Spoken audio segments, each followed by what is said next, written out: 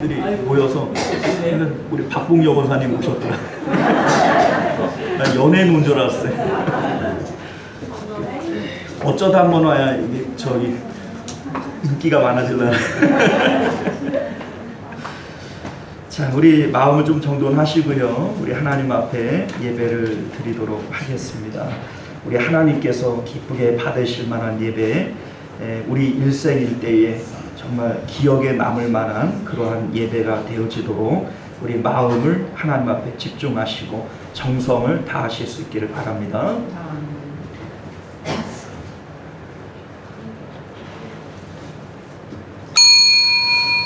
네, 지금부터 6월 25일, 6월 넷째 주일 우리 오전 예배 우리 하나님 앞에 드리도록 하겠습니다. 다 같이 묵도하십니다.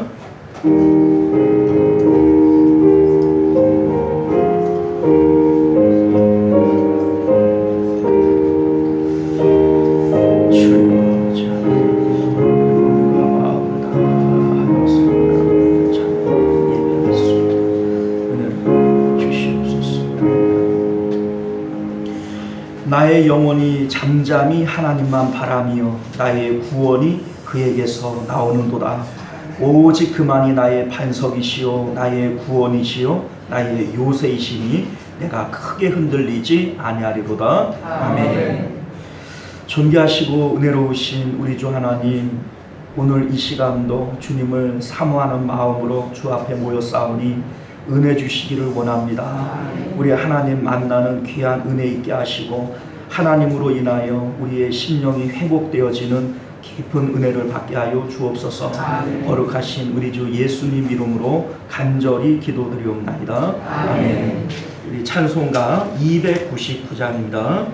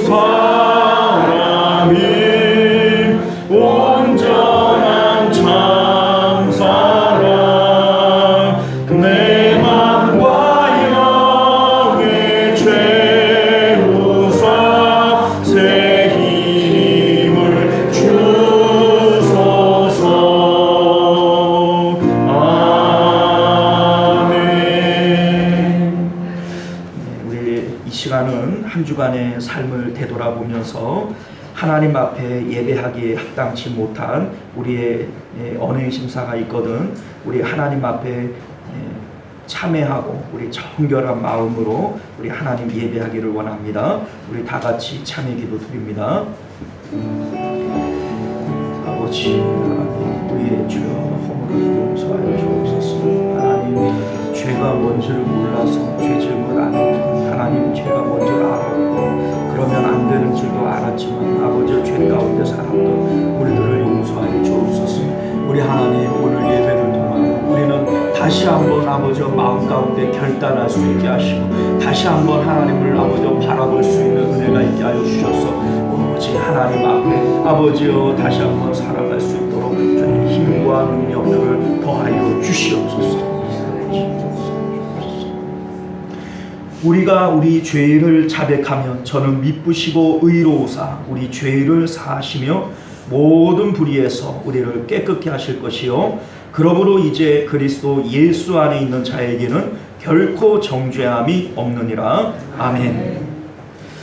자, 우리 사도신경 같이 고백드립니다. 전능하사 천지를 만드신 하나님 아버지를 내가 믿사오며 그 외아들 우리 주 예수 그리스도를 믿사오니 이는 성령으로 잉태하사 동정녀 마리아에게 나시고 본디오 빌라도에게 고난을 받으사 십자가에 못 박혀 죽으시고 장사한 지 사흘 만에 죽은 자 가운데서 다시 살아나시며 하늘에 오르사 전능하신 하나님 우편에 앉아 계시다가 저리로서 사는 자와 죽은 자를 심판하러 오시리라.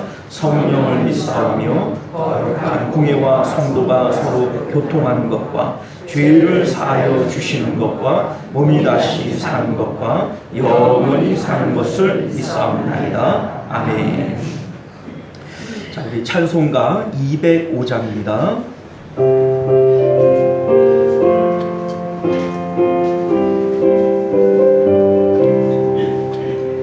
주 예수 크신 사랑 늘 말해주시오.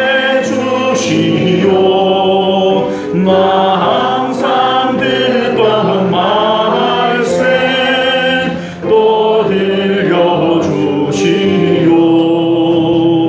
저되지 않는 정을 주 예수 계신 것 밝히 알아듣게 또 들려주시오. 나 항상 듣던 말씀 나 항상 듣던 말씀 주 예수 크신 사랑 또 들려주시오. 아침에 이슬 방울 쉬 사라짐같이 내 기억 부족하여 늘 이기시구니 잘 알아듣기 쉽게 늘 말해주시오. 날 구속하신 사랑 또 들려주시오. 나 항상 듣던 말씀 나 항상 듣던 말씀 주 예수 크신 사랑 또 들려주시오. 예수 주를 위해 이 세상 오셔서 날 구속하신 은혜 말하여 주시오. 많은 사람 위해 주 보혈 흘렸네.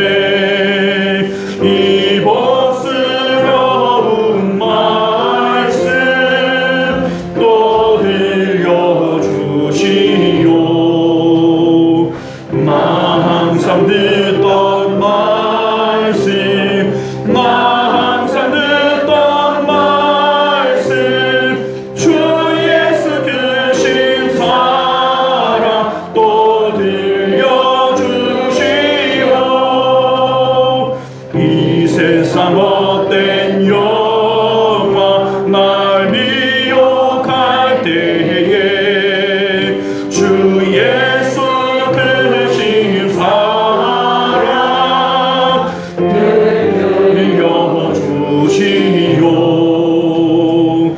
천국의 빛난 영광 내 눈에 비칠 때 주 예수 크신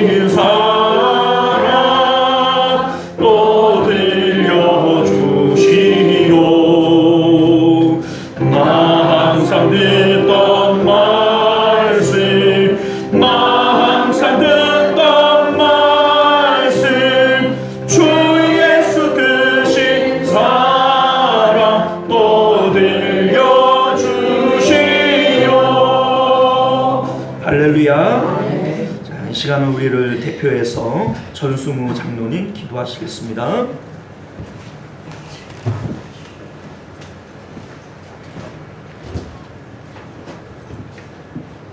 다 같이 기도를 드립니다. 하나님 아버지께서 우리를 이토록 사랑하시고 크신 은혜를 베풀어 주사 오늘도 주의 몸대 재단에 이끌어 주심을 감사합니다. 오늘은 6.25 73주년을 맞습니다. 모든 국민이 잠든 새벽 4시 공산 세력의 남침으로 이 땅은 황폐화가 되었고 초토화가 되며 모든 국민은 고난의 피난길을 물릴 때 미 백악관의 보고에 각하 한국에서 전쟁이 났는데 기독교인들이 하나님의 백성들이 죽어간다는 보고에 미국 대통령이 주일임에도 불구하고 하나님의 백성을 살려야 된다, 구해줘야 된다, 도와야 된다는 일념하에 몇몇 나라와 급하게 참전했다는 소식을 들었습니다. 2차 대전이 끝난 후 모든 나라가 경제가 바닥이 난 상태였지만 하나님께서 이 나라를 동원하여 이름도 없고 빛도 없는 지구촌의 조그마한 나라, 아무도 모르는 나라에 파병해 주셔서 저들의 생명을 담보로 구한 이 나라가 오늘의 대한민국이 되어 오늘날 경제의 대국이 되어 다른 나라를 도울 수 있는 나라가 된 것을 하나님의 뜻이 담겨 있음을 깨닫습니다. 인류 역사상 이룰 수 없는 일을 우리가 이룬 것은 우리의 지식이나 지혜가 아닌 도우시는 하나님, 창조주 하나님의 역사하심임을 깨닫습니다. 주님, 우리가 잘못한 일 많고 많지만 다 용서하여 주시옵소서. 어리석고 무능하여서 그르치지 않게 하여 주시옵소서. 항상 깨어있는 자가 되게 하사 경계하고 준비하며 대비할 수 있게 하여 주시옵소서. 우리가 강한 자들 틈 바구니에 있습니다. 서쪽에 천년의 원수가 있고 동쪽에 36년 동안 우리나라를 압박하던 외구가 있으며 북쪽에는 73년 동안 전쟁을 일으키고 호시탐탐 넘보는 공산 세력의 향상 기회를 누리고 있습니다. 저들의 계획은 언제나 물거품이 되었게 하심을 우리 주님이 도우심인 줄 압니다. 국내적으로 좌파 세력이 강한 물결을 일으키지만 사라지게 하여 주시옵소서. 아멘. 자유세계에 살면서 공산 세력을 꿈꾸는 어리석은 자들이 독초처럼 자생합니다. 하루빨리 어리석음에서 벗어나게 하여 주시옵소서. 주님, 우리나라는 마지막 때에 하나님께서 들어쓰시는 준비하고 예비된 나라가 될 것을 믿습니다. 오늘도 주의 날을 기억하고 주님 앞에 나온 성도들 주님 평안의 복을 넘치도록 허락해 주시옵소서. 세상 것 다 뒤로하고 하나님 앞에 왔습니다. 그냥 왔습니다. 세상 모습 그대로 왔을지라도 다 용서해 주시고 하나님 은혜 위에 은혜가 더하는 복을 허락해 주시옵소서. 이 시간 목사님을 통해서 우리가 말씀을 받을 때 말씀마다 우리의 아버지 하나 심령을 찌르는 말씀이 하나님 우리에게 은혜가 되게 하여 주시옵소서. 구하고 두드리며 찾으라 우리 주님 말씀하셨는데 그 거룩하신 예수님 이름으로 감사의 기도를 드립니다. 아멘.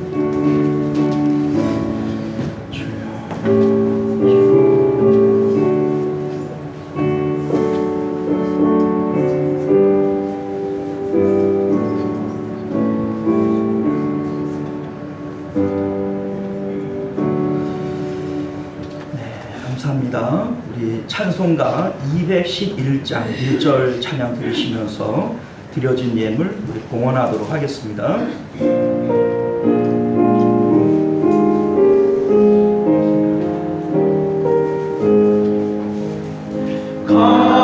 값비싼 향유를 주께 드리 마달라 마리아 온 나가소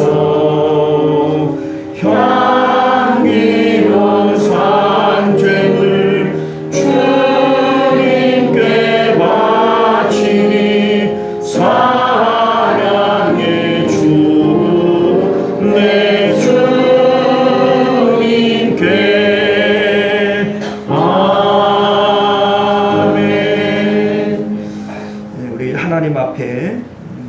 철조 예물, 또 감사 예물, 주일원금, 선교 예물, 또 예배당 이전 감사 예물 드리셨고요. 박봉여 회사님 이제 오래간만에 나오셨는데 우리 감사 예물 드리셨습니다. 함께 기도하겠습니다. 존귀하시고 은혜로우신 우리 주 하나님, 너는 내 앞에 나올 때 빈손으로 나오지 말라. 주님 말씀하신 것은 우리 하나님께서 없어서 무엇인가를 받아야 사는 분이시기 때문이 아니라 우리에게 복 주시기 위해서 하나님 주님께서 우리에게 구실을 찾는 줄로 믿습니다.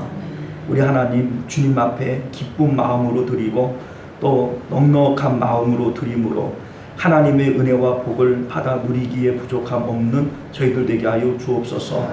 우리 하나님 앞에 예물 드릴 때 하나님 믿음으로 드리게 하시고 정성으로 드리게 하시고 하나님이여 이 예물을 따라 하나님께서 복을 부으시는가 암리 부으시는가 확인해 보라고 그렇게 말라기서에서는 말씀하시는데 하나님 오늘 이 예물 드린 자들 일일이 기억하시고 이들의 삶 가운데 풍성한 은혜들이 있도록 축복하여 주시옵소서.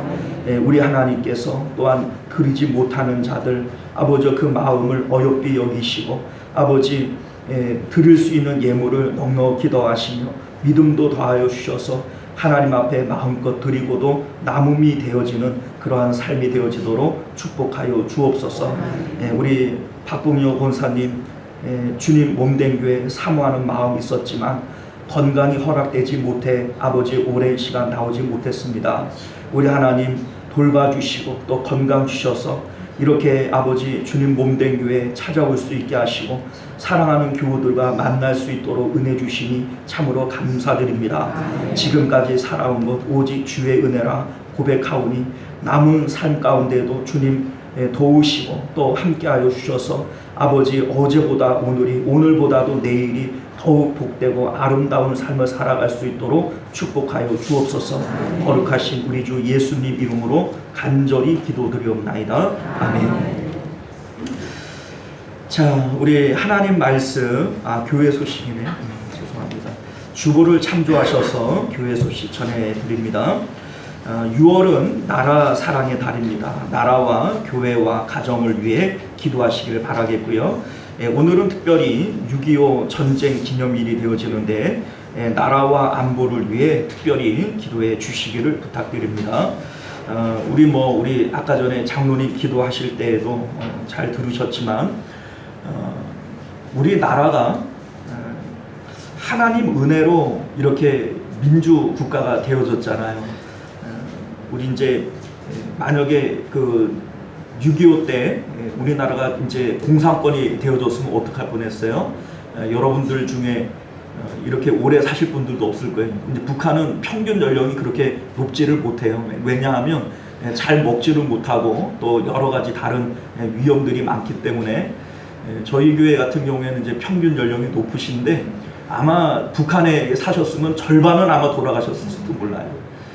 그러한 소중한 우리 민주주의고 또 이 나라인데 여러분들이 잘 기도하시고 또 나라를 지키실 수 있기를 부탁드리겠습니다. 또 내주는 우리 맥주 감사 주일이 되어집니다. 이제 맥주 감사 주일 어떤 의미가 있겠는가?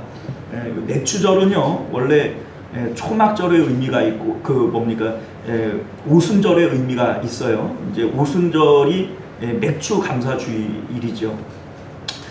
성령이 강림하시는 이것을 기념하는 것이 이제 맥주절인 줄 믿고 절기적으로 이렇게 보면 6월절이 있고 맥주절이 있고 장막절이 있어요. 그러니까 6월절은 이제 구원을 의미하고 맥주절은 이제 전승에 의하면 모세가 시내산에서 율법을 받은 날이 바로 이 맥주절이라고 그래요. 그런 의미에서 보면 우리가 하나님 백성으로서 중간 점검하는 날이다 이렇게 보시면 좋을 것 같습니다. 내가 신앙생활 반년 동안 잘해왔나 또 앞으로 반년 동안 내 믿음을 더 잘 지켜야 되겠다 이러한 마음을 가지고 우리 맥주절을 준비하실 수 있으면 좋을 것 같습니다. 우리가 준비해 오던 4개월 총동원 전도 이제 다음 주가 되어집니다. 끝까지 최선을 다하시기를 바라겠고요. 또 우리 매일 전도대 화수목 이제 다음 주 이제 한 주가 이제 이번 주죠. 이번 주 한 주가 마지막 주가 되어지는데 최선을 다해서 모여 주실 수 있기를 바라겠습니다. 자, 우리 전도회별 원래해 오늘은 이제 넷째 주니까 사여 전도회, 남전도회 되겠고요. 대표기도 공지, 또 식당 봉사 부서, 또 성경 읽기와 쓰기 주보를 확인해 주시면 감사하겠습니다. 여러분들 기도하실 때마다 환우들을 위해서 또 우리 성도님들의 생업을 위해서 기도해 주시기를 부탁드리겠고요. 그리고 개인적으로 기도의 제목이 있으신 분들은 알려주시면 함께 기도해 드리도록 그렇게 하겠습니다. 자, 우리 하나님 말씀 함께 보겠습니다. 사도행전 9장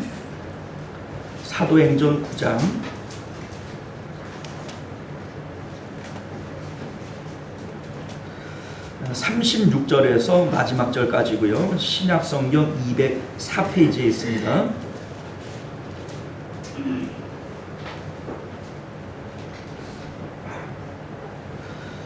우리 찾으신 줄 믿고 우리 함께 교독하여 읽도록 하겠습니다.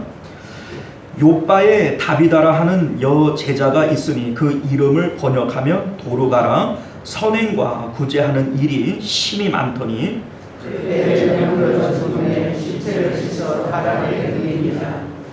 루다가 요빠에서 가까운지라 제자들이 베드로가 거기 있음을 듣고 두 사람을 보내어 지체 말고 와 달라고 간청하여 베드로가 일어나 그들과 함께 가서 이르매 그들이 데리고 다락방에 올라가니 모든 바울과 베드로에 대해서 서로하며 루다가 그들과 함께 있을 때 죽은 소고가 것을 다 제거하면 베드로가 사람을 다 내보내고 무릎을 꿇고 기도하고 돌이켜 시체를 향하여 이르되 다비다야 일어나라 하니 그가 눈을 떠 베드로를 보고 일어나 앉는지라. 베드로가 손을 내밀어 일으키고 성도들과 바울을 불러내어 그가 살아나는 것을 보니 온 요빠 사람이 알고 많은 사람이 주를 믿더라. 베드로가 요빠에 여러 날 있어 시몬이라 하는 무두장이의 집에서 머무니라. 아멘. 자, 우리 기도하겠습니다. 은혜로우시고 자비로우신 우리 주 하나님, 우리가 오늘 말씀을 통하여 하나님의 뜻을 다시 한번 깊이 깨닫게 하시고 아버지 우리가 아는 것에서 그치는 것이 아니라 삶으로 실천할 수 있는 은혜가 있게 하여 주옵소서.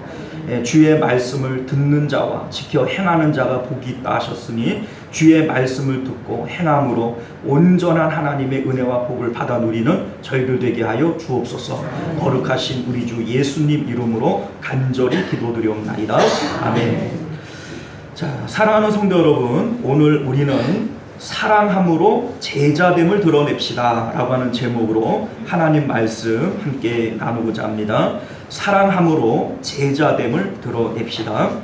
자, 여러분 어떻게 사는 것이 잘 사는 것일까요? 사람들은 스스로 어떻게 사는 것이 잘 사는 것인가 고민해 보기도 하고 또 인생의 계획을 세워 보기도 합니다. 그런데 많은 사람들이 착각하는 것들 중에 하나가 뭐냐면 부자로 사는 것을 잘 산다라고 생각하기도 한다는 거죠. 그것은 그냥 부자로 사는 것이고 편하게 사는 것이지 잘 사는 것은 아닙니다. 왜냐하면 편하게 사는 것은 내 몸이 편한 것이고 부자도 내 몸이 편한 것이지 하나님 앞에서 열매 없는 인생이 되어질 수 있기 때문인 것이죠. 사람들이 잘 살았는지 못 살았는지는 사실 그 사람이 죽고 나봐야 사실 알아요.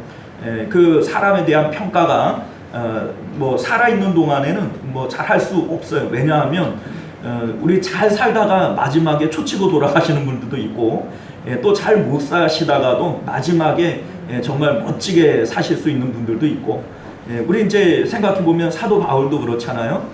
그는 원래 하나님을 핍박하는 사람이었고 교회를 잔해하는 사람이었는데 그렇게만 살다가 죽었으면 아마 역사 가운데 사도 바울을 우리가 어떻게 기억을 하겠어요. 그러나 하나님께서 그를 변화시키셨고 그의 인생 후반은 하나님을 향해서 정말 온전한 삶을 살았기 때문에 우리 인생이라고 하는 것이 끝에까지 가봐야 한다. 끝까지 가봐야 우리가 인생을 알 수 있겠다. 이런 생각을 갖게 되어집니다. 사람에 대한 평가는요, 여러 가지로 이제 우리가 평가를 할 수 있겠지만은 가장 먼저 자기가 자기 자신에 대한 평가를 할 수가 있고 또 다른 사람이 나의 삶에 대해서 평가를 할 수가 있고 또 궁극적으로는 하나님께서 내 삶을 평가하시게 되어질 거예요. 우리는 이것을 하나님의 심판 이렇게 얘기를 할 수 있죠. 내가 나 자신에 대해서 나는 참 잘 살았어 라고 얘기를 해도 다른 사람들이 야, 저 사람은 무슨 인생을 저렇게 살아 이렇게 얘기를 할 수도 있고요. 나는 내 자신의 삶에 대해서 부끄럽고 또 그 좋은 평가를 하지 않는다 할지라도 주변에 있는 사람들이 나를 좋게 평가해 줄 수 있고 그래 저 정도만 살아도 참 잘 사는 거야 이렇게 얘기해 줄 수도 있어요. 그러나 가장 중요한 평가는 하나님 앞에서의 평가일 줄 믿습니다. 하나님께서 우리의 삶을 인정하시고 잘했다 칭찬할 때 그 인생이 가장 복된 인생이고 잘 사는 인생이다. 이것을 우리가 꼭 기억하실 수 있기를 바랍니다. 그런데 이런 생각도 들어요. 사람들에게 좋게 평가를 받지 못하는 사람이 하나님 앞에서 좋게 평가받을 수 있을까? 이런 생각이 들어요. 사람들은 속을 봐요, 겉을 봐요. 속을 몰라요. 우리 그런 말 있잖아요. 10길 물속은 알아도 한 길 사람 속은요? 모른대요. 그러니까 사람은 겉을 보지 속을 못 봐요. 그런데 우리 하나님께서는 불꽃 같은 눈으로 우리의 중심을 보시는 하나님이시다. 우리가 이것을 생각해 볼 때 사람의 눈에도 차지 않는 사람이 불꽃 같은 눈을 가지신 하나님 앞에 과연 좋게 평가받을 수 있을까? 이런 생각들을 좀 해보면요. 사람들의 평가를 무시할 수만은 없다. 이걸 우리가 알게 되어집니다. 자, 오늘 본문에는요. 사람들과 하나님으로부터 크게 인정을 받은 한 여자가 등장을 하게 되어지는데 성경은 그에 대해서 몇 가지 단서들을 이제 보여줍니다. 특별히 이제 36절이 우리에게 그것을 보여주는데 우리 36절 우리 한번 같이 읽어봅니다. 시작. 요바에 다비다라 하는 여제자가 있으니 그 이름을 번역하면 도르가라 선행과 구제하는 일이 심히 많더니. 자, 이 말씀 가운데 보면요, 이름이 도르가 또는 다비다 이렇게 불려지는데 두 이름이 뭐 다른 얘기가 아니라 둘 다 사슴이라고 하는 이름을 뜻을 가지고 있어요. 다비다는 아람어로 사슴이라고 하는 뜻이고 도르가는 헬라어로 사슴, 영양 이런 뜻을 가지고 있다고 합니다. 성경에는 이러한 이제 한 사람이 여러 이름들을 가지고 있는 경우들이 많이 있는데 뭐 여러분들도 이제 아시다시피 이제 베드로만 같아도 시몬이라고도 부르고 게바라고도 불리고 베드로라고도 이름이 불리잖아요. 게바 이래도 베드로고 베드로 이래도 뭐 게바고 뭐 이런 거예요. 뭐 우리나라도 역시 이제 일제 치하에 있을 때 뭐 여러분들 가운데에도 우리나라식 이름이 있고 또 일본식 이름을 가져봤던 경험이 있는 그런 분들도 아마 있으시리라 생각이 되어져요. 우리 김장덕 권사님 정도 사시면 있을라나요? 옛날에 일본식 이름 있으셨어요? 있으셨대요. 자, 그러니까 이 당시도 로마의 지배를 받았고 문화로는 헬라의 지배를 받았고 또 혈통적으로는 히브리 사람들이었기 때문에 이 사람들이 여러 이름들을 가질 수밖에 없어요. 그래서 오늘 본문에서는 그의 이름을 도르가 또는 다비다 이렇게 얘기를 하는데 이 이름이 둘 다 같은 종류의 사슴이라고 하는 이름의 뜻입니다. 자, 뭐 성경은 구체적으로 이 다비다에 대한 인상착의를 우리에게 얘기해주고 있지는 않지만 이름이 주고 있는 느낌은 그래요. 이 여자는 참 고귀하고 또 품위가 있었겠구나 이런 생각이 듭니다. 왜냐하면 사슴이라고 하는 이름 동물이 가지고 있는 상징성 중에 하나가 귀족이라고 하는 뜻이라고 해요. 여러분들 이제 노천명 시인의 사슴이라고 하는 시가 있는데 그 시의 일부의 내용이 이렇습니다. 모가지가 길어서 슬픈 짐승이여 언제나 점잖은 편 말이 없구나. 관이 향기로운 너는 무척 높은 족속이었나 보다. 자, 뭐 어쨌든 동서양을 막론하고 사슴을 볼 때 사람들이 느껴지는 어떤 정서, 감정 뭐 이러한 것들이 어떤 귀족적인 그 느낌이 들고 또 품위가 있어 보인다 뭐 이런 의미가 되어지겠죠. 저 혼자 한번 상상을 해봐요. 다비다는 그렇게 좀 매력적이고 또 품위가 있는 여자가 아니었을까 한번 그런 생각을 해봅니다. 자, 어쨌든 간에 중요한 것은 뭐냐면 그는 욥바에 살고 있었다 이렇게 36절이 이제 소개하고 있는데 욥바라고 하는 이 도시는 예루살렘으로부터 북서쪽으로 한 50km 정도 떨어져 있는 그러한 항구 도시라고 그래요. 근데 욥바 이렇게 얘기를 하면 어디서 좀 들어본 것 같지 않으세요? 여러분들 이 욥바가 어디냐면 요나서를 보면 요나가 하나님을 피해서 달아나기 위해서 다시스로 가는 배를 타잖아요. 어디서 타냐면 이 욥바에서 타요.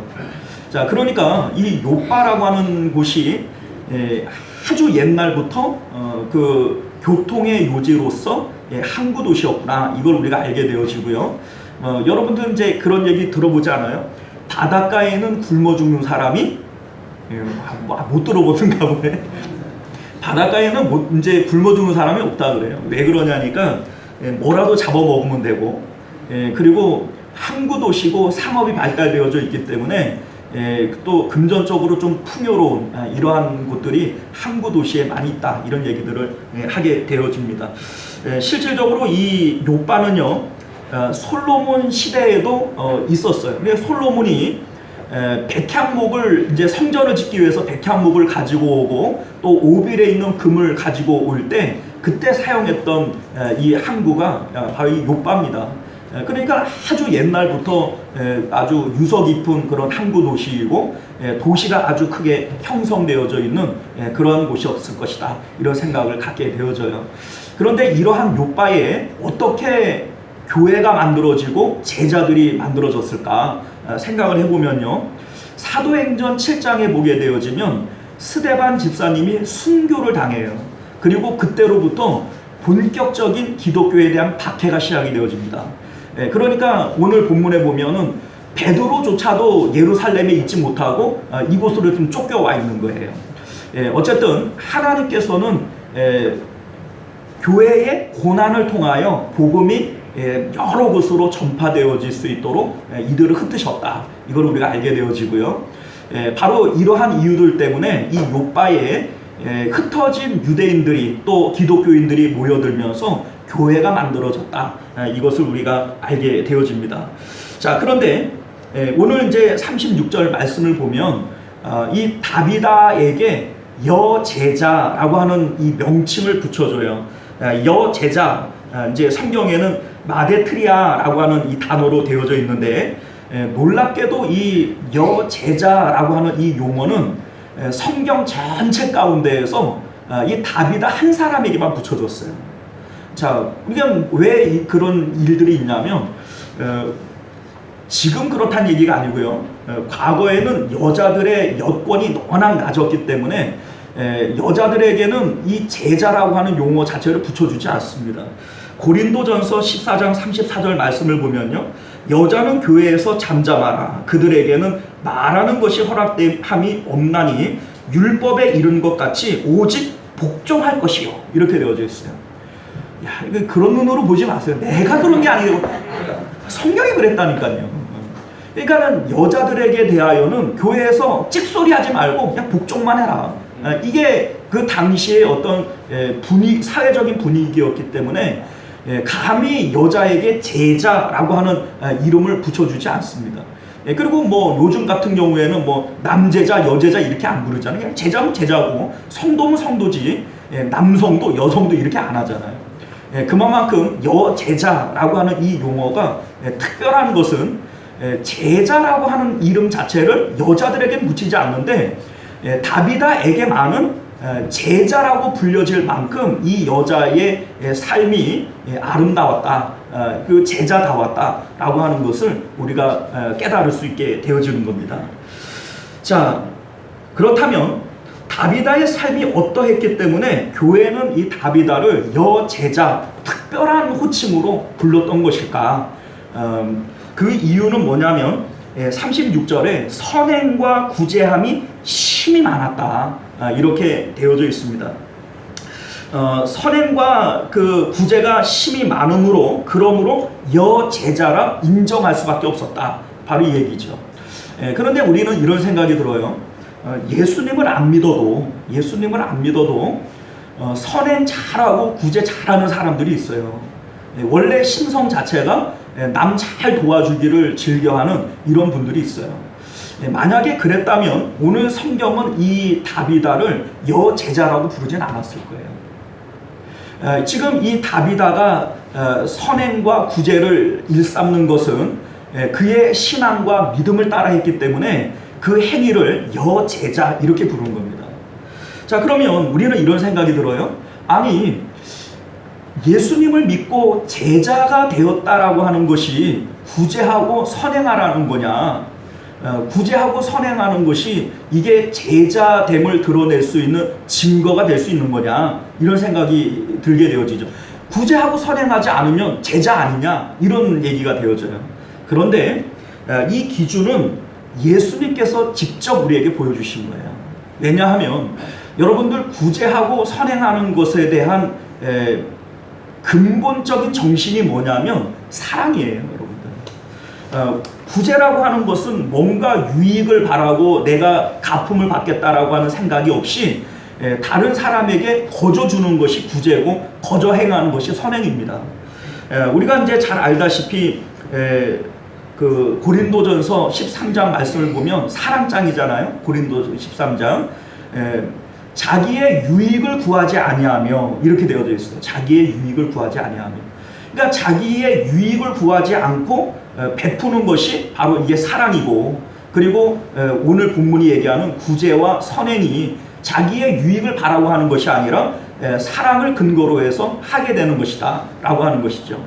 그런데 예수님께서 십자가를 지시기 전날 밤, 잡히시기 전날 밤에 제자들을 모아놓고 새 언약을 주세요.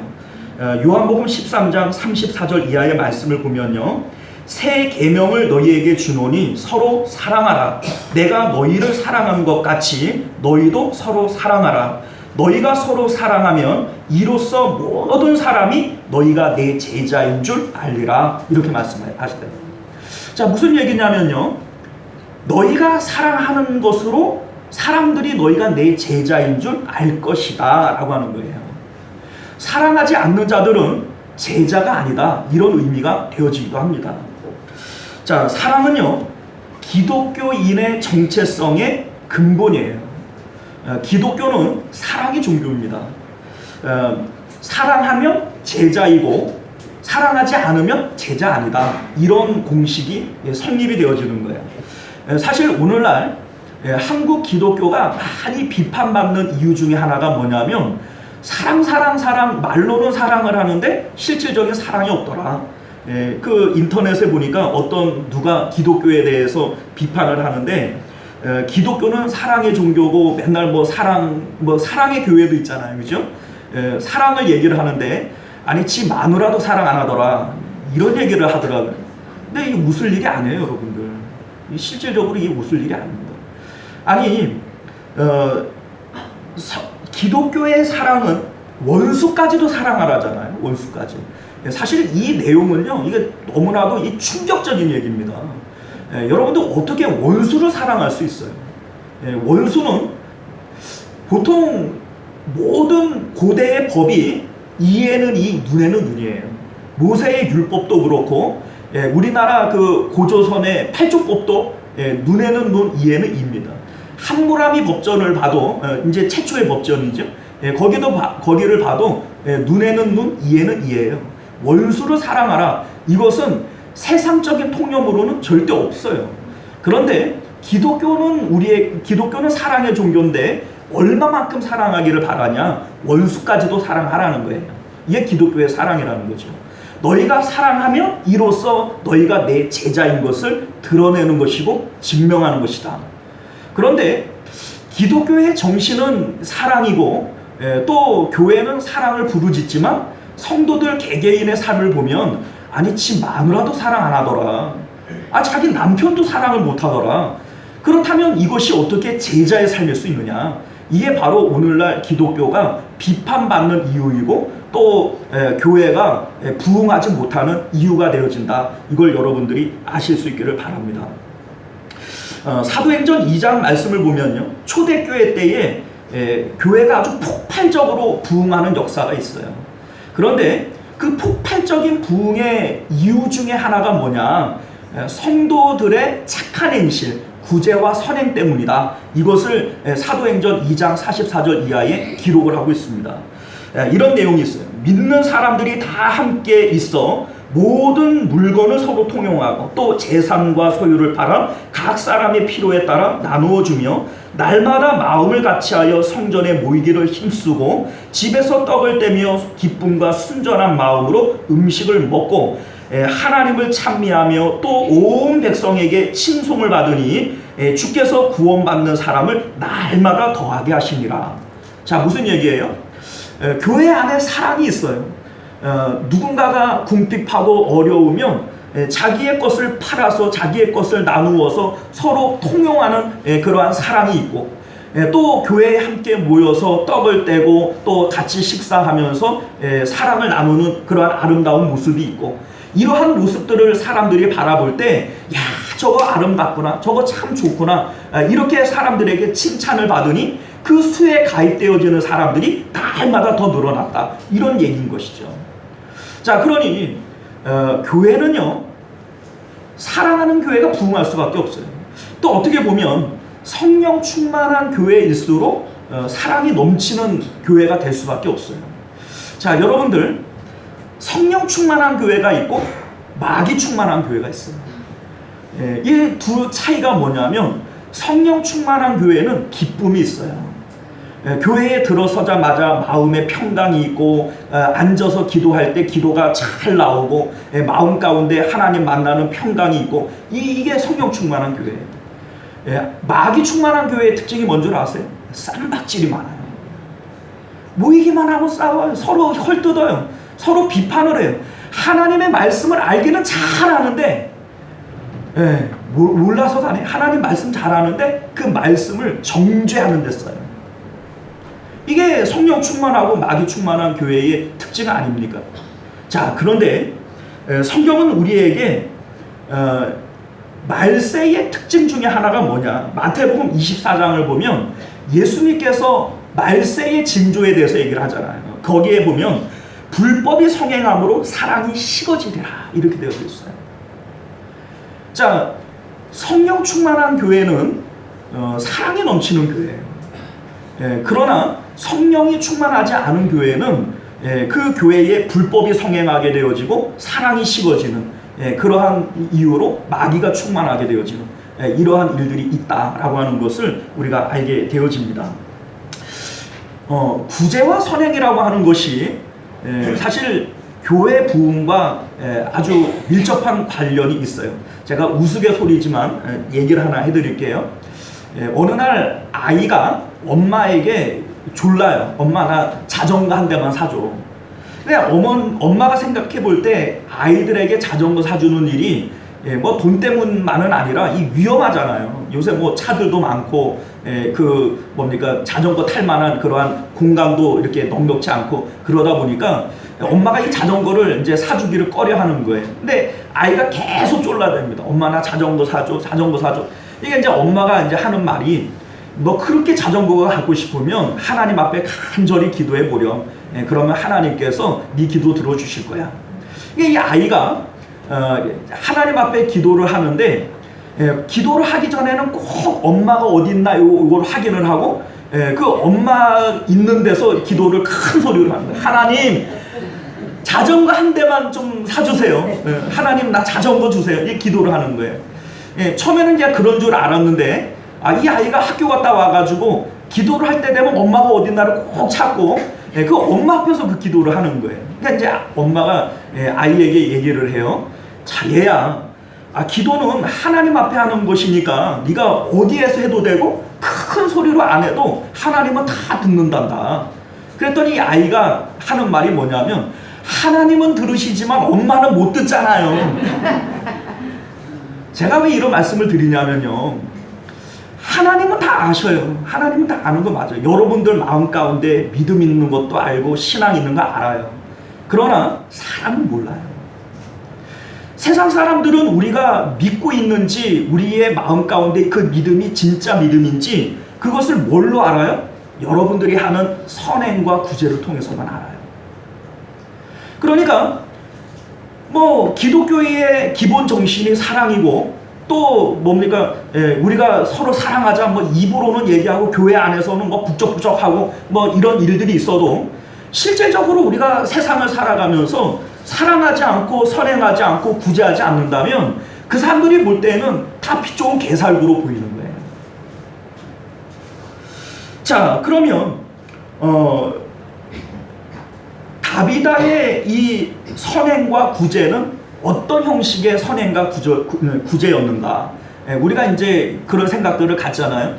아니 뭐 남들을 돕고 또 선행하고 구제하는 거 다 좋다 이거예요. 그러나 내가 먹고 살기도 힘들어 죽겠는데, 내가 뭐 넉넉해서 이렇게 하면 좋지만은 그럴 만한 형편이 못 되는가 그러는 건데, 참 목사님도 야속하셔. 자, 그런데 여러분들, 이것이 마음이 없어서 못하는 것이지 실질적으로 돈이 없어서 못하는 것은 아니다. 오늘 본문을 보면 그걸 알게 되어져요. 왜냐하면 우리 39절 한번 볼까요? 자, 다비다가 어떤 구제를 했는가, 그 성경을 잘 보시면 그의 구제는 큰 돈 들여 하는 구제가 아니었어요. 그가 살아있을 때 속옷과 겉옷을 지어준 것을 보여줬다, 이렇게 얘기를 하잖아요. 그러니까 이 다비다가 했던 그 선행이 이런 것들이에요. 이제 성경을 보면요, 다비다가 죽었을 때 그의 가족들에 대한 언급은 전혀 없어요. 그리고 이 다비다가 죽었을 때 그의 동료 친구들을 보면 다 과부들이에요. 과부들이 자기들의 겉옷과 속옷을 보여주며 이 다비다를 위해서 애를 쓰죠. 이런 것들을 정황을 통해서 볼 때 다비다도 아마 과부이지 않았을까. 그리고 그 당시에 여러 과부들의 어떤 그 이제 삶의 이제 내용들을 보면, 당시 그 여자 혼자 살아간다고 하는 것이 가난할 수밖에 없는 구조들이에요. 왜냐하면 우리나라도 그렇잖아요. 우리나라도 산업이 이렇게 발달되어지기 전에 농경 사회였을 때 여자들이 먹고 살 길이 있었어요. 억울하고 그 뭡니까 부당해도 이혼 당하면 죽는 줄 알고 매를 맞아도 막 붙어 있던 그런 여자들이 많았어요. 맞죠? 그런 눈으로 보지 마. 옛날 그랬다고요. 그런데 여러분들, 지금은 그랬다가는 난리가 납니다. 난리가 나요. 왜요? 여자들이 혼자 먹고 살 수 있는 경제 그 독립을 할 수 있는 여건들이 충분히 있고, 실질적으로는 뭐 남자들보다 여자들이 능력이 더 탁월해서, 그게 이제 그 뭐 샷다맨 뭐 이런 거 있잖아요, 그죠? 샷다맨 뭔 줄 아세요?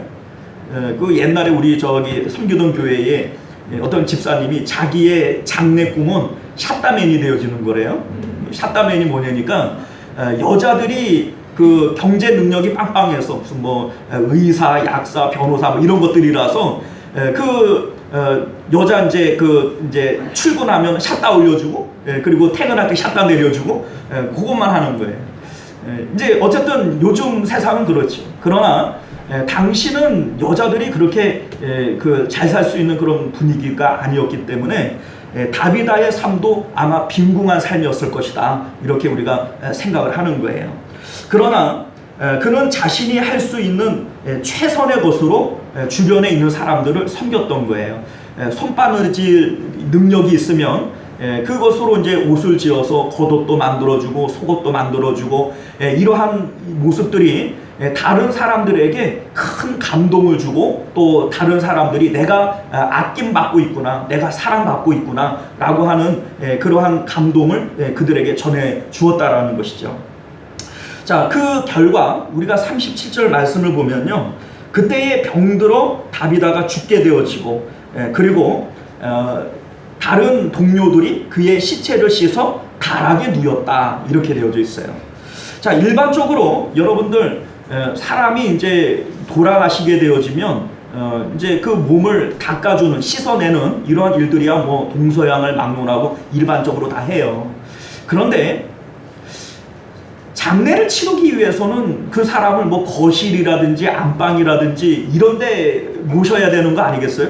왜 굳이 그 무거운 시신을 다락까지 끌고 올라가서 다락에 뉘었을까? 이들의 마음 가운데에는 이를 다시 살려내고 싶은 마음이 있었던 거예요. 자, 우리 이제 그 다음 내용들을 우리가 이제 보게 되어지면요, 그 뭡니까? 38절 말씀 볼까요? 룻다가 요바에서 가까운지라 제자들이 베드로가 거기 있음을 듣고 두 사람을 보내어 지체 말고 와 달라고 간청했다 이렇게 되어져 있는데, 여러분들 이 사람들이 예루살렘으로부터 내려온 사람들이 있어요. 그러니까 구약의 성경을 접해보고 알고 있는 사람들이 여러 있었다 이렇게 보여집니다. 근데 이 다락이라고 하는 것이 사람을 살려내기 위한 장소입니다. 왜냐하면 여러분들 이제 성경을 보게 되면 엘리야와 엘리사가 죽은 사람들을 살려내요. 그런데 이 두 사람이 이제 사람을 살려낼 때 사용되어졌던 장소가 바로 이 다락입니다. 그리고 이제 오늘 본문에 이제 그 베드로가 다비다를 살려냈을 때 하는 이 모습이 엘리야가 사르밧 과부의 아들을 살려낼 때의 모습과 똑같아요. 그 했던 그 모습들이, 그 행동들이 아주 똑같아요. 그런 것들을 볼 때 이 이제 여자들이 다비다가 죽었지만 이 다비다를 다시 어떻게든 한번 살려내고 싶다라고 하는 이 마음으로 그를 다락에 누이고 그리고 베드로를 청했다. 이것을 우리가 알게 되어집니다. 사실 이제 오늘 본문에 보게 되어지면 룻다가 요바에서 가까운지라 이렇게 되어져 있거든요.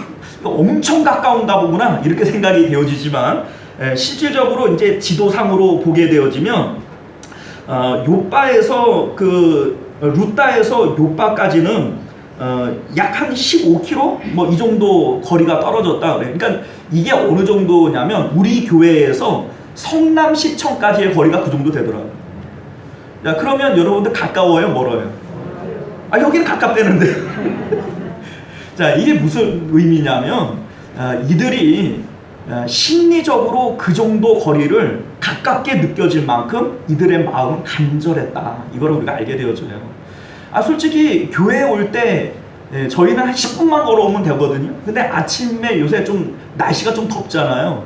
교회에 오면은 이게 땀이 난단 말이에요. 이 10분 거리가 멀게 느껴져요. 죄송합니다. 여기서 막 2시간씩 오시는 분들도 있는데 괜히 부끄럽네요. 그러니까 여러분들 이 사람들이 다비다를 얼마나 사랑하고 이들을 그 다비다를 위해서 수고하는 것이 전혀 힘들지 않았다. 그곳이 가깝게 느껴졌다라고 하는 것을 우리가 알게 되어집니다. 자, 그리고 그는 이제 39절 말씀을 보면요, 베드로가 일어나 그들과 함께 가서 이름에 그들이 데리고 다락 방에 올라가니 모든 가부가 베드로 곁에 서서 울며 도르가가 그들과 함께 있을 때에 지은 속옷과 겉옷을 다 내보이거늘. 자, 이게 무슨 얘기입니까? 다비다를 다시 살려줘야 할 구실을 이제 베드로에게 얘기를 하는데 이제 뭡니까, 자기 옷들 뭐 속옷 이런 것들을 보여주면서 이 다비다가 이렇게 착한 사람입니다. 이 다비다가 이렇게 선행을 많이 한 사람입니다. 이 다비다는 정말 다시 살아야 될 사람입니다. 이걸 보여주기 위해서 이런 행동들을 했다는 거예요. 자, 여러분들 암만 그 베드로 사도고 뭐 오늘날로 얘기하면 목사네요. 자, 그런데 암만 그래도 여러분도 속옷 보여주면서 이렇게 하고 싶겠어요? 그죠? 예, 그런데 이들에게 있어서 다비다가 그만큼 소중한 사람이었던 거예요. 자, 그래서 오늘 본문에 보면 그들이 울며라고 되어져 있는 이 울며라고 하는 이 단어가 성경 원어를 보면 클라이우사이라고 하는 단어로 되어져 있는데, 그냥 울며라고 하는 우리 이제 용어로는 그런 감흥이 안 오지만은 이거 통곡을 얘기하는 거예요. 통곡. 그러니까 이 이제 과부들이 다비다를 위해서 통곡하며 자기들의 속옷과 겉옷을 보여주며 다비다는 꼭 살아야 할 사람이라고 이 베드로에게 간청했다, 이렇게 우리가 볼 수가 있는 것이죠. 자, 그러면 우리 이제 구제라고 하는 것이 도대체 무엇이길래, 이 선행이라고 하는 것이 도대체 무엇이길래 하나님께서 또 사람들이 이렇게 귀중하게 생각하는 것일까? 자, 여러분들, 선행하고 구제하는 것이 이게 단순하게 어떤 물질적인 도움을 받다 이런 의미는 아니에요, 여러분들. 뭐 적절한 비유인지는 모르겠습니다만, 과거에 이제 연말이 되어지면 이제 그 뭐 동사무소나 무슨 국회의원이라든지 뭐 이런 사람들이 연말에는 이제 뭐 선물들을 가지고 고아원이나 양로원이나 뭐 이런 데 가가지고 이제 하고 사진도 찍고 뭐 이렇게 신문에도 나오고 이런 일들이 옛날에 참 많이 있었잖아요.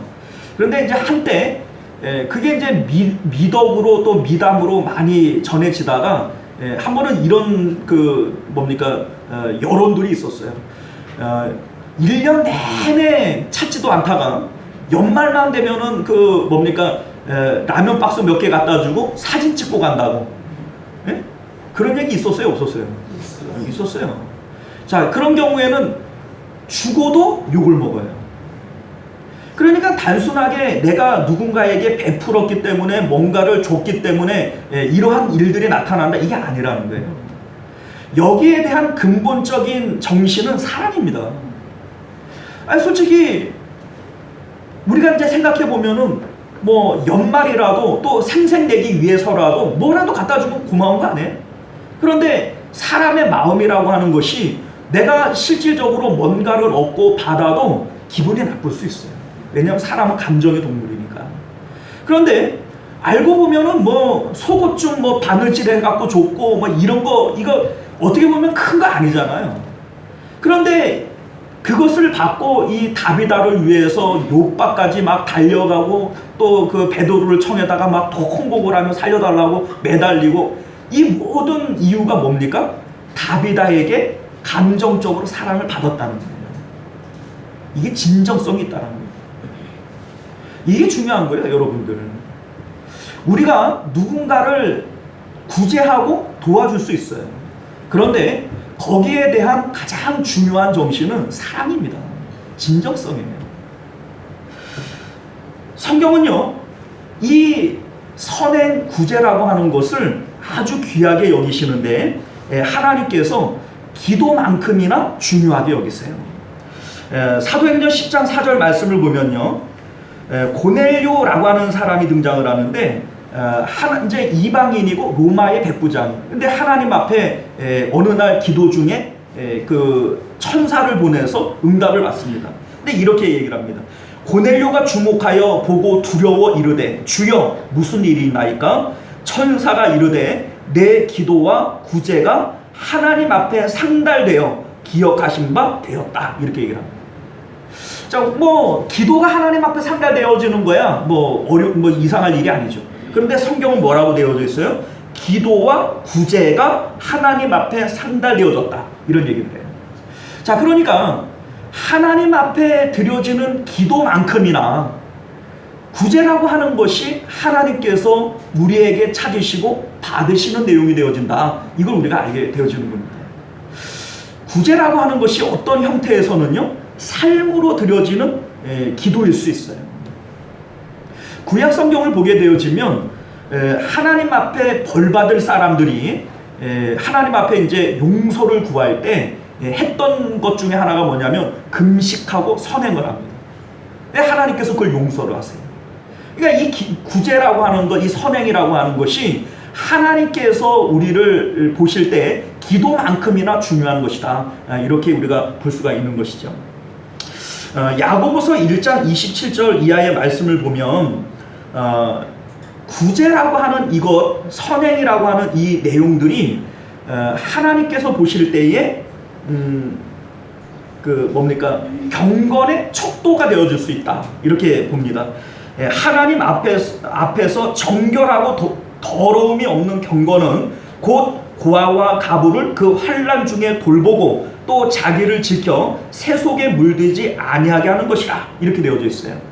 자, 그러니까 하나님을 믿는데 선행과 구제가 없다. 그러면 이 사람은 온전한 경건이 아니다. 이런 얘기가 되어지고요. 또 2장 15절 이하의 말씀을 보면 만일 형제나 자매가 헐벗고 일용할 양식이 없는데 너희 중에 누구든지 그에게 이르되 평안히 가라, 덥게 하라, 배부르게 하라 하며 그 몸에 쓸 것을 주지 아니하면 무슨 유익이 있으리요. 이와 같이 행함이 없는 믿음은 그 자체가 죽은 것이라. 이런 말씀도 있죠. 자, 무슨 얘기입니까? 실질적으로 오늘날 우리 교회들을 보면 성도의 정체성이 사랑이고 또 제자됨의 기준이 사랑이에요. 그런데 말로는 사랑을 외치고 좋은 그런 아름다운 말들을 한다고 할지라도 실질적으로 구제하고 선행하는 것이 없다면 그 믿음은 거짓 믿음이다. 이렇게 성경을 말씀하고 있는 것이죠. 또한 성경은요, 우리에게 이 구제하는 것에 대한 구체적인 보상을 약속하고 있어요. 또 전도서 11장 1절 말씀을 보면요, 너는 내 떡을 물 위에 던지라, 여러 날 후에 도로 찾으리라. 이런 말씀이 있는데 왜 멀쩡한 떡을 물에다가 왜 던져요? 요새는 음식물 쓰레기인데 그런 의미가 아니고 뭔가 얻기를 바라는 마음이 아닌 마치 버려지는 것처럼 이제 구제를 하는 거예요. 그런데 여러 날 후에 도로 찾겠다. 이 말씀은 무슨 얘기냐면 하나님이 갚아주신다. 이런 말의 의미가 되어지는 것이죠. 예수님께서도 이제 같은 말씀을 하셨는데 너는 구제할 때에 오른손이 하는 것을 왼손이 모르게 하여 내 구제함을 은밀하게 하라. 은밀한 중에 보시는 너희 아버지께서 갚으시리라. 이런 말씀을 하십니다. 자, 구제하는 것, 누군가에게 선행을 베푸는 것, 무슨 소용이 있냐? 여러분들 믿음으로 이게 반드시 갚음이 있겠다. 이것을 믿으시길 바라요.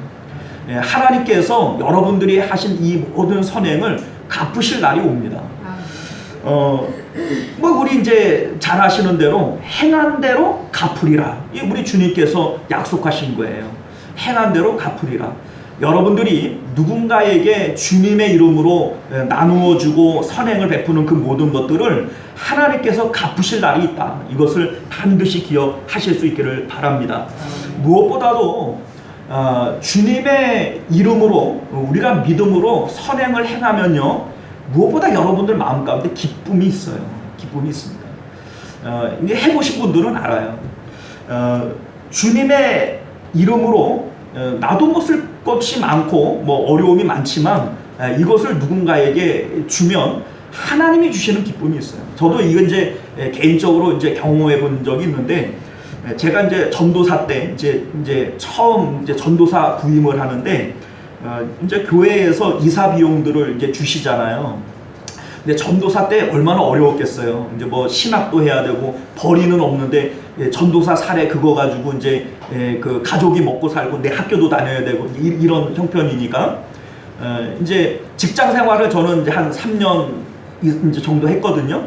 근데 그때 이제 벌어놓은 거 조금씩 이제 까먹으면서 이제 신학을 공부를 하는데 이제 이사 비용이라고 이제 교회에서 이제 주신 거예요. 자, 근데 이게 이제 나오면은 이걸 어떻게 써야 되겠다 이제 다 이미 계산이 있지 않았겠어요? 그런데 신방을 딱 갔는데 그분이 자기가 아픈데 병원 갈 돈이 없다고 이런 얘기를 하시더라고요. 마음속에 이게 확 찔림이 오는 거예요. 나 돈 있는데 이걸 도와줘야 돼 말아야 돼. 그래 이제 도와주고 싶은 마음이 좀 있어서 이제 우리 집사람한테 이제 얘기를 했어요. 이런 가정이 있는데 나 도와주고 싶다. 우리 집사람이 말렸으면 내가 못했을 텐데 그 하라고 그러더라고요. 그래서 제가 교회에서 뭡니까 이사 비용을 딱 주자마자 그걸 들고 가서 신방에서 기도해 드리고 드리고 왔어요. 그런데 저 나름대로는 이제 해야 될 이제 쓰고 싶은 것들이 많이 있는데 그거를 줬잖아요. 그러면 마음이 선해야 되잖아요. 기쁨이 있는 거예요. 근데 그 기쁨이 한 주 내내 가더라고요. 한 주 내내 가요. 뭐 특별한 이유가 없는데 마음에 기쁨이 넘쳐요. 여러분들 해보세요. 여러분들이 주님의 이름으로 선행을 베풀고 구제를 해보세요. 사람들이 그런 얘기들을 하거든요. 예수님 믿으세요. 참 좋습니다. 그런데 나는 예수님 믿어도 좋은 거 잘 모르겠거든요. 이유가 있어요. 주님 말씀 순종을 안 하거든요. 주님 말씀대로 순종하여 살아가면 예수님 믿으면 참 좋다라고 하는 말이 뭔 뜻인 줄 알겠는데 알기는 알아도 행치 않고 듣기는 들어도 그 말씀대로 살지를 않으니 예수님 믿으면 참 좋다는데 나는 그걸 모르고 살아가는 거예요. 사랑하는 성도 여러분, 우리가 오늘 이 말씀을 통해서 정말 하나님이 보시기에 또 사람들이 보기에 참 아름다운 삶을 살아가실 수 있는 저와 여러분들 되실 수 있기를 바랍니다. 내가 죽었을 때 누가 나를 위해서 이렇게 울어줄 수 있겠는가 생각을 해보세요. 저는 목사가 돼서 장례 참 많이 치러봤어요. 우리 교회에서는 많이 아니지만은 제가 뭐 한 10년 이상 이렇게 목회를 하면서 큰 교회들 이제 교구들을 맡아서 하면서 어느 한 해는 이렇게 보니까는 유난히 이렇게 그 장례가 좀 많았던 해가 있어요. 그래서 이제 그 목회 일지를 보면서 이제 세 보니까는 장례가 51건이 났더라고요. 우리는 장례가 나면 전 교육자가 다 동원되어지니까. 그러니까 51번을 장례를 치렀으니 그 해는 얼마나 빡셨겠어요.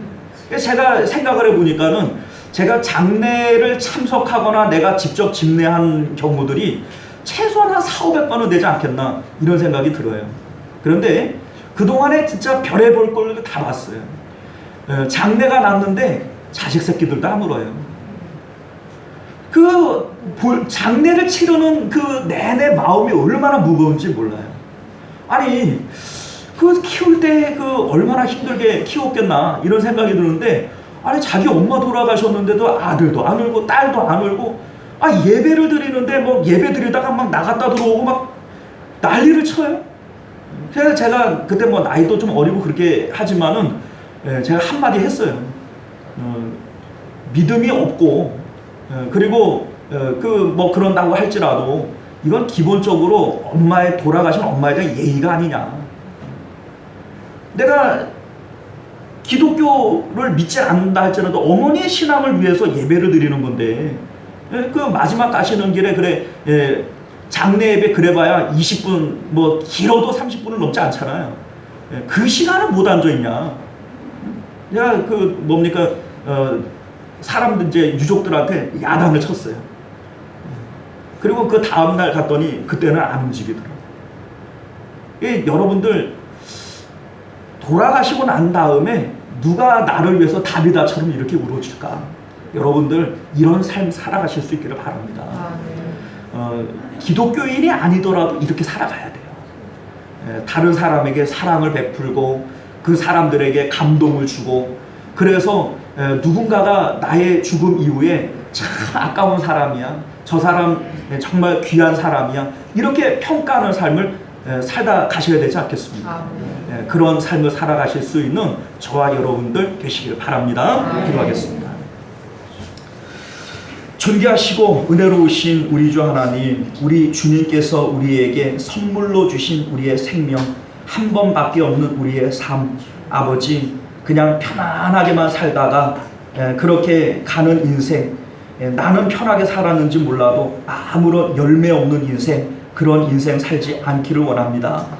우리 하나님 앞에 또 많은 사람들 앞에 감동을 주고 기쁨을 주고 나의 죽음을 다비다와 같이 그렇게 안타까워하고 이 사람은 살 사람이라고 그렇게 귀하게 여김을 받는 그러한 인생을 살아갈 수 있도록 은혜를 베풀어 주옵소서.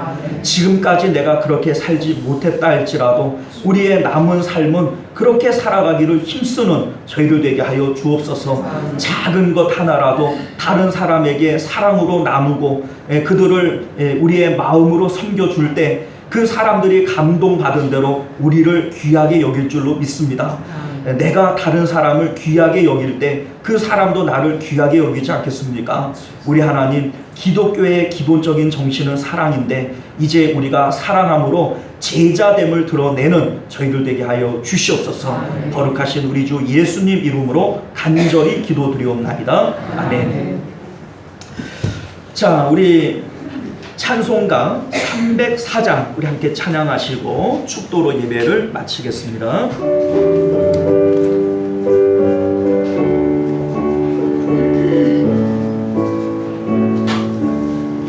그 크신 하나님의 사랑 말로 다 형용 못하네. 저 높고 높은 별을 넘어 이 낮고 낮은 땅 위에 죄범한 영혼 구하여 그 아들 보내사 화목제물 삼으시고 죄 용서하셨네. 하나님 크신 사랑이 증량다 못하네. 영원히 변치 않는 사랑 성도여 찬양하세. 괴로운 시절 지나가고 땅 위에 영화세할 때 주 믿지 않던 영혼들은 큰 소리 외쳐 울어도 주 믿는 성도들에게 큰 사랑 베푸사. 우리의 죄 사했으니 그 은혜 잊을까. 하나님 크신 사랑이 증량다 못하네. 영원히 변치 않는 사랑 성도여 찬양하세. 하늘을 도른 말이 삼고 바다를 먹물 삼아도 한없는 하나님의 사랑 다 뒤로 갈 수 없겠네. 하나님의 크신 사랑 그 어찌 닿았을까. 저 하늘 높이 쌓아도 채우지 못하리. 하나님 크신 사랑이 증량다 못하네. 영원히 변치 않는 사랑 성도여 찬양하세. 할렐루야. 자, 이 시간 우리 예배를 마치기 전에 우리 같은 목소리로 한번 기도했으면 좋겠습니다. 말씀을 붙들고 기도하시길 바래요. 너희가 서로 사랑하면 이로써 너희가 내 제자인 줄 알리라. 우리 주님께서 하나님의 제자인 증거로 제시하신 것은 기도가 아니고 전도가 아니고 헌금이 아니에요. 너희가 사랑해야 그것으로 내 제자인 줄 알리라, 이런 말씀을 하십니다. 하나님, 오늘날 세상 사람들이 교회를 바라보는 눈은 너희들이 사랑 그런 얘기를 하지만 아니 지 마누라도 사랑 안 하더라, 이런 얘기가 나올 정도입니다. 여러분들 사랑하며 살게 해주십시오. 다른 사람을 아끼고 선행하고 구제하며 살게 해주십시오. 그래서 하나님 앞에서 또 사람 앞에서 칭찬받고 정말 아까운 사람이라고 그렇게 평가받는 삶을 살 수 있게 해주십시오. 우리가 이러한 마음 가지고 우리 주여 한번 외치고 기도하도록 하겠습니다. 주여, 은혜로우시고 자비로우신 우리 하나님, 우리 주님께서 너희가 내 제자인 것을 아버지 증명하기 위해서 해야 할 일은 서로 사랑하는 것이라 말씀하십니다. 우리 하나님 아버지, 전도하는 것이, 성경 아는 것이, 기도하는 것이, 그것이 우리가 제자됨을 드러내는 것이 아니라 하나님 서로 사랑하는 것이 제자됨을 드러내는 것임을 우리로 깨닫게 하여 주옵소서. 오늘날 많은 교회들이 아버지여 그렇게 비판을 받는 것은 아버지 전도하지 않기 때문이 아니요 기도하지 않기 때문이 아닙니다. 너희가 서로 사랑하지 않기 때문에 아버지여 교회가 그렇게 아버지 사람들에게 아버지여 빛을 잃어버리고 밟히는 소금이 되어버리고 만 것 아닙니까? 우리 하나님이요, 우리로 하여금 아버지여 서로 사랑함으로 사람들과 하나님 앞에 아버지여 인정받는 저희도 되게 하시고 사랑받는 저희도 되어질 수 있도록 은혜를 베풀어 주시옵소서. 우리가 믿음으로 오늘도 선행을 행하는 저희도 되게 하여 주시옵소서. 은혜로우신 우리 주 하나님, 우리 예수님께서 너희가 내 제자인 것을 알리라 하신 것은 전도가 아니고 구제가 기도가 아니고 또 헌금 드리는 것이 아닙니다. 오직 서로 사랑하는 것으로 너희가 내 제자인 줄 알리라, 이렇게 말씀하십니다. 우리로 서로 사랑하게 하시고 또 사랑하는 마음으로 선행과 구제가 있는 그러한 삶을 살아감으로 사람들과 하나님 앞에 칭찬받는 인생들이 되어지도록 축복하여 주옵소서. 거룩하신 우리 주 예수님 이름으로 간절히 기도드리옵나이다. 아멘. 지금은 우리 주 예수 그리스도의 은혜와 만극하신 하나님의 사랑하심과 내주하시는 성령 하나님의 인도 보호하심이 오늘도 주의 말씀을 따라 사랑함으로 주의 제자됨을 드러내기를 원하는 우리 모든 성도님들과 그들의 가정과 자녀들과 하는 생업 가운데, 그리고 우리 시온성교회와 만국교회 가운데 지금으로부터 영원토록 함께 있을지어다. 아멘.